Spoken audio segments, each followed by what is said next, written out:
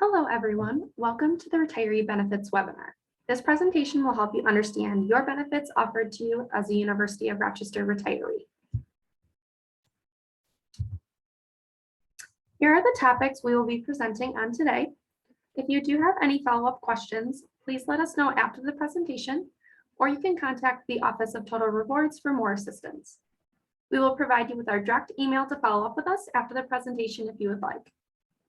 Today, we will go over the retiree benefits eligibility, service credit for outside U of R, as well as previous service at the university, Medicare eligibility and the timeline for enrollment, our health and dental benefits offered to U of R retirees, a few other retiree benefits, and then timeline and takeaways.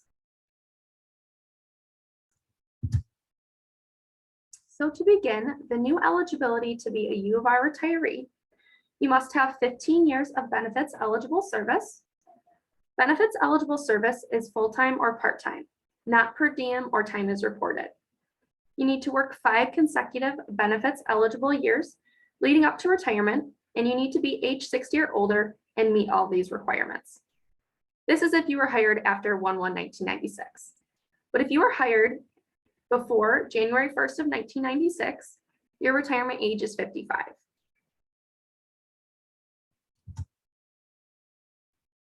As of January 1st, 2021, there was a change from 10 years of service to 15 years of total service required.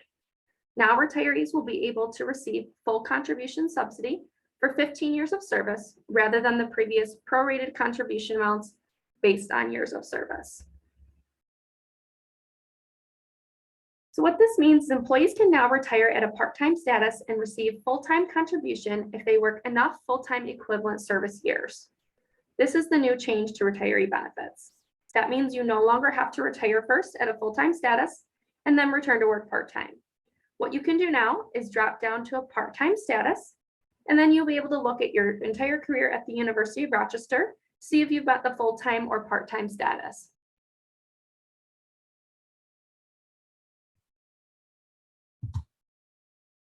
There is a transition period of the old requirements. So from January 1st, 2021 to December 31st, 2023, the old requirements will be in place. The old requirements were 10 years of service if you were hired or rehired after 1996 with an age of 60. So in this time frame, if you meet the old eligibility, you can retire from the University of Rochester and receive benefits. If you do have any questions about your service time here at the U of R, please contact the Total Rewards office and we will be able to provide you with the service time and eligibility. So just to be clear here, in this transition period, you can retire with 10 years of service. That's benefits eligible service. You still need to have the 5 consecutive years of benefits eligible service leading up to retirement. That is not a new change.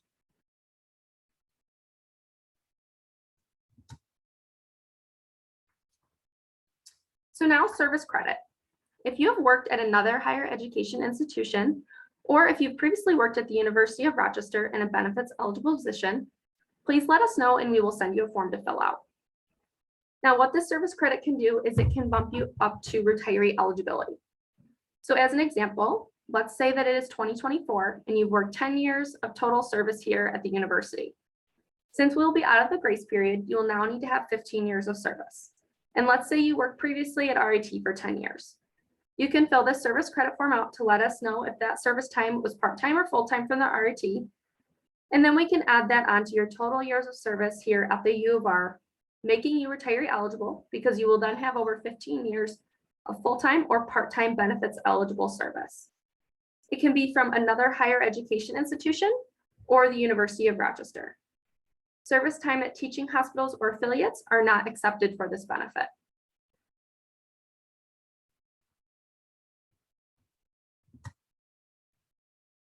Now we will discuss Medicare eligibility.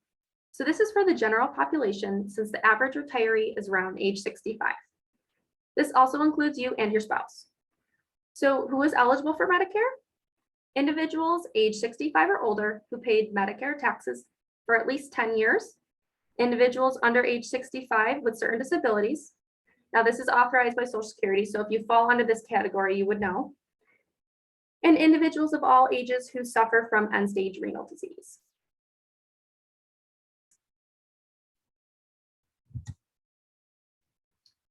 So first, there is the IEP. It stands for Initial Enrollment Period. This occurs when you are retiring at age 65 or already retired and you are turning age 65. Your initial enrollment period lasts 3 months before the month you reach age 65, the month you reach age 65, and 3 months after, totaling 7 total months of your initial enrollment period. In order to be effective the month you reach age 65, you must apply 3 months prior to your 65th birth month through Social Security, or forms will be sent to you by Social Security in the mail. Now, even if you are born halfway through a month, your eligibility will always start the first of the month in which you reach age 65. Unless you were born on the first of the month, then it goes back 1 month prior. So if you're born on April 1st, your eligibility is actually March 1st. Now, there's also something called the special enrollment period. This occurs when you are working past age 65 or you are past your initial enrollment period. If this applies to you or your spouse on the U of R health plans, you'll need to contact the Total Rewards Office 3 months prior to your retirement date, and we will go over the forms and the process for your special enrollment period. So if you sign up for Medicare A, but not Medicare B, that is also perfectly fine. If you are working past age 65 and will be enrolling during the special enrollment period.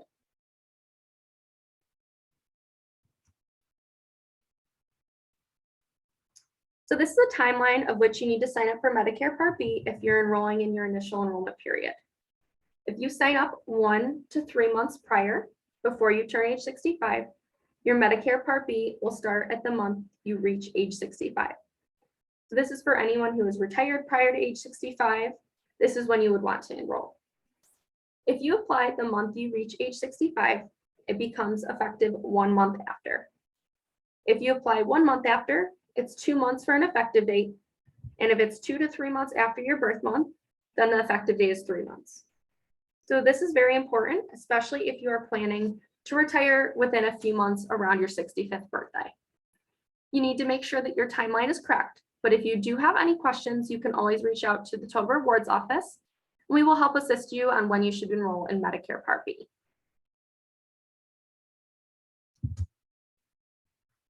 So when is Medicare enrollment for Medicare Parts A and B necessary? Now you have already retired from U of R and are no longer working in any capacity, and you are nearing age 65. You are in your initial enrollment period. This is when it's necessary for you. If you are working past age 65 and decide to retire later, that is your special enrollment period. That is when you need to reach out to us 3 months prior. Now, it is not necessary to sign up for Medicare A and B if you are turning age 65 and continuing to work in a benefits eligible position here at the U of R, either full-time or part-time.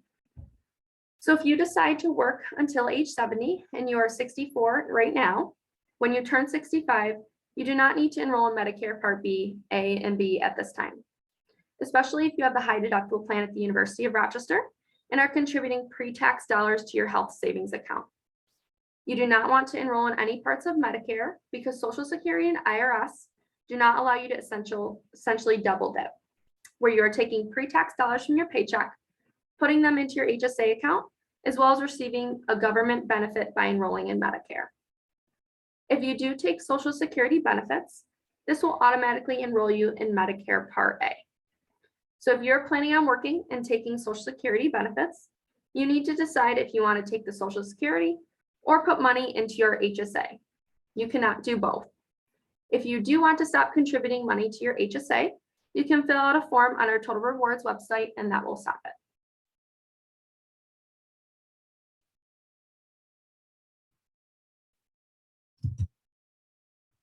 So now we will discuss the benefits that are offered in retirement. So going into the Medicare health plan options, once you retire, if you are over age 65, coverage will change to a special form that supplements or coordinates with Medicare.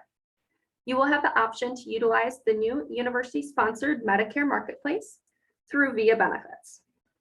VIA Benefits offers a greater number of personalized health plans from multiple insurance companies.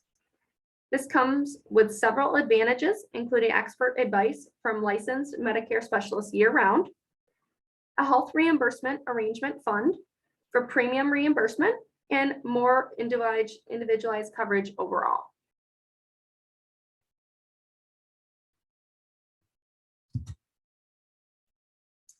So now diving deeper into the health reimbursement arrangement, which we refer to as an HRA. An HRA is a tax-favored arrangement used to reimburse eligible plan premium expenses up to an annual maximum. Eligible expenses include medical, prescription drug, and dental plan premiums. Please note, this does not include Medicare Part B premiums. If unused, the remaining HRA balance will be carried forward to the following plan year. One item to note here is that if you have an active paid TAR position at the university while enrolled through VIA benefits, your HRA subsidy will be paused until the time as reported position has ended. IRS regulations prohibit the use of HRA funds from retiree-only plans while actively employed at the same institution.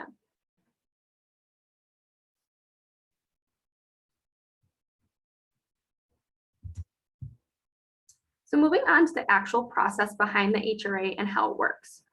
First, you will pay the premium to the health insurance carrier that you selected through VIA benefits. Then you may either have an automatic reimbursement set up if your plan has that option, or it may require a reimbursement form with supporting documentation to be completed and submitted to VIA benefits. After that, you will then be reimbursed through VIA benefits, either by direct deposit or mail check, whichever you prefer. You may select that method with VIA benefits. So for a quick example, if you enroll, let's say, in Excelis Blue Choice Medicare plan through VIA benefits, you'll pay that premium directly to Excelis. Then you can either have automatic reimbursement set up or submit a reimbursement form to VIA benefits to be reimbursed for that payment. And that reimbursement will come either through direct deposit or mail check, however you have that set up with VIA benefits.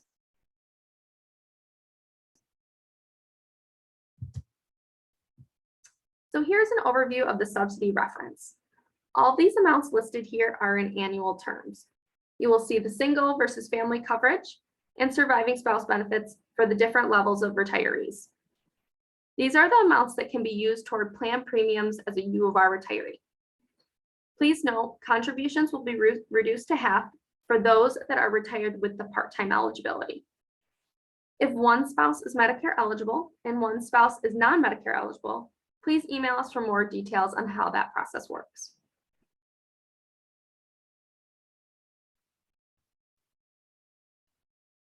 This subsidy reference is also on our website as well, so you will have access to that at all times.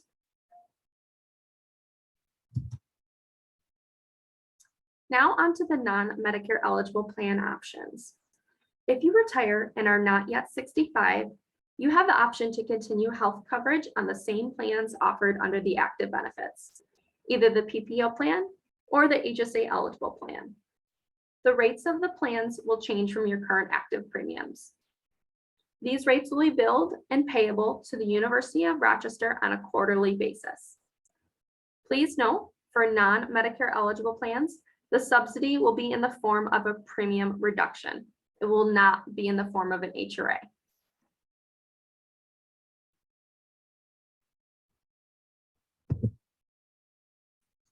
You will see on the right-hand side of the screen the 2022 non-Medicare eligible plan rates.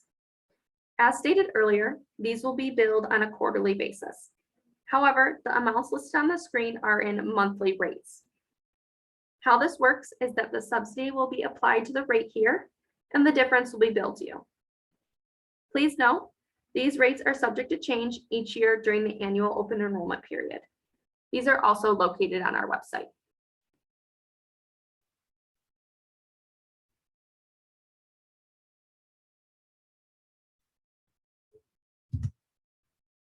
So in regards to the dental benefits, retirees, both Medicare and non-Medicare eligible, remain eligible for the university's dental plan options. This includes the traditional or medallion plans, and whether you would like single or family coverage. This benefit is billed and payable to Lifetime Benefit Solutions on a quarterly basis. Cost does vary based on retiree level, and the rates are listed on our website as well.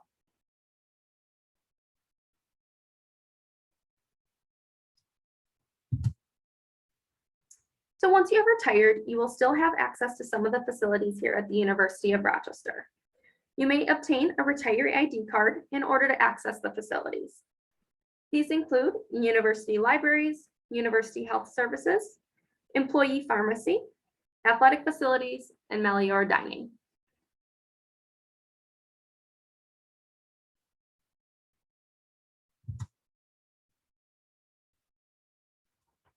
Now we will discuss your life insurance benefits and how they are affected once you retire. While employed in a part-time or full-time position at the university, you are covered by the University Basic Paid Life Insurance. That coverage terminates at the time of retirement. You may be eligible for certain coverage to continue depending on retiree level. For the employee paid optional life insurance coverage, you may elect to continue this coverage if you wish to do so, and you would pay the premium directly to Securian. You will be charged the same rate as the active coverage. However, it can increase based on your age bracket or change along with university group rates.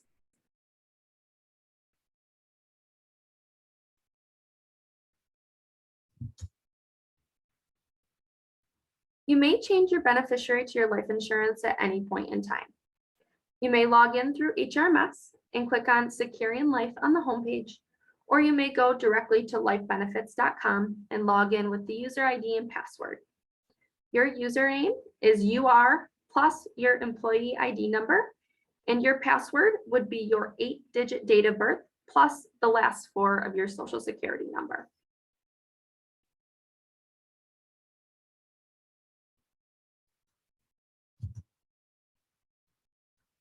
Retirement can be a great time to go back to school. Once you are retired, you remain eligible for tuition benefits for courses at the U of R as a non-job related benefit. Full-time faculty and staff are eligible for 70% tuition waiver for 2 courses per semester or quarter. Part-time faculty and staff are eligible for 70% of 1 course per semester or quarter. Dependent children remain eligible for tuition benefits when you retire as well.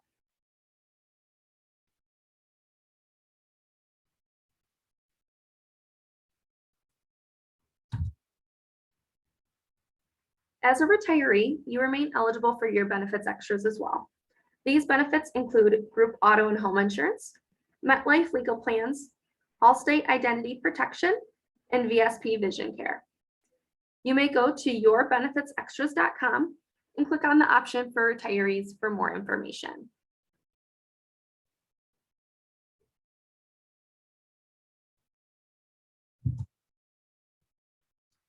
So now, as a recap, here are some important items for you to know. If you are considering reducing time to time as reported, also known as TAR, it is recommended to retire before transitioning to time as reported. If you are planning to return to work as TAR, you will want to contact our office for benefit eligibility information. If you do have an active paid TAR position at the university while enrolled through VIA benefits, your HRA will be on pause until the time as reported position has ended. This again is due to IRS regulations. If you retired with no return to work and then turn 65 later on, you will need to sign up for Medicare on your own through your initial enrollment period. Also, employees should schedule a meeting with our office no earlier than 3 months prior to retirement for those 65 and older. Employees retiring under age 65 or those planning to return to work should plan to meet with our office 1 to 2 months prior. Each scenario requires different timing, so it's always important to make sure you contact us at that 3-month mark and we can guide you from there.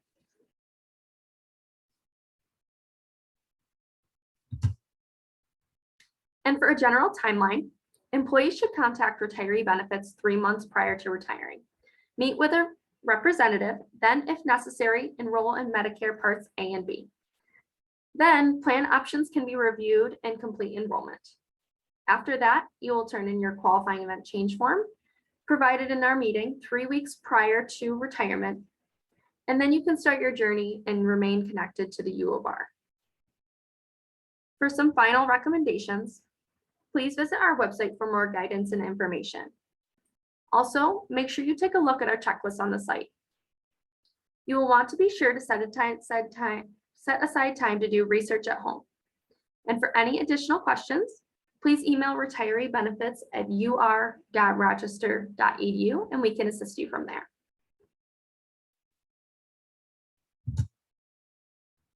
Again, here's our contact information below, and this is also listed on our website. Please do not hesitate to contact us with any questions. Thank you.